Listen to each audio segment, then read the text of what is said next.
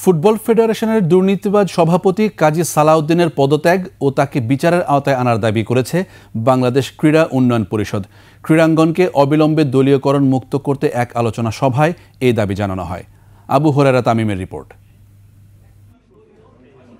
প্রহসনের নির্বাচন বন্ধ ও ক্রীড়াঙ্গনকে দলীয়করণ মুক্ত করার দাবিতে বাংলাদেশ ক্রীড়া উন্নয়ন পরিষদের আয়োজনে এই আলোচনা সভা। সত্যিকার অর্থে স্পোর্টস লাভার হয়তো ফুটবল ফেডারেশনের নির্বাচনে যাতে দুর্নীতিবাজরা অংশ নিতে না পারে সেদিকে লক্ষ্য রাখার আহ্বান জানান পরিষদের সভাপতি আব্দুস সালাম।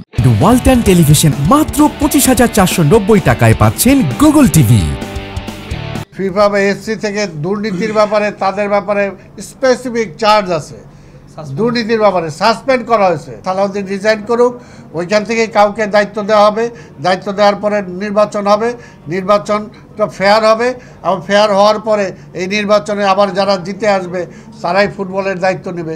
এদিকে কাজী সালাউদ্দিনের শুধু পদত্যাগই নয়, তাকে বিচারের আওতায় আনারও দাবি জানান জাতীয় ফুটবল দলের সাবেক অধিনায়ক আমিনুল ইসলাম। গত চট্টগ্রামে যে সভাপতি ছিলেন, এটার আমরা অডিট করে একটা আইনগতভাবে আমরা লিগ্যাল ওয়েতে যেটা আইনি প্রক্রিয়ার মাধ্যমে যা করণীয় দরকার সেটা করব এবং সেই জায়গায় যদি প্রমাণিত হয় যে কাজী সালাউদ্দিন সহ আরও অনেকে এই দুর্নীতির সাথে জড়িত এবং প্রমাণিত হয়, তাদেরকে অবশ্যই শাস্তির আওতায় এনে তাদের বিচার করা হবে বাংলাদেশে। কাজী সালাউদ্দিনের বর্তমান কমিটির মেয়াদ 1 মাসের মতো রয়েছে, এরপরই নির্বাচন। তবে ক্রীড়া উন্নয়ন পরিষদ এই নির্বাচন পেছানোর অনুরোধ করেছে। আমরা চাই।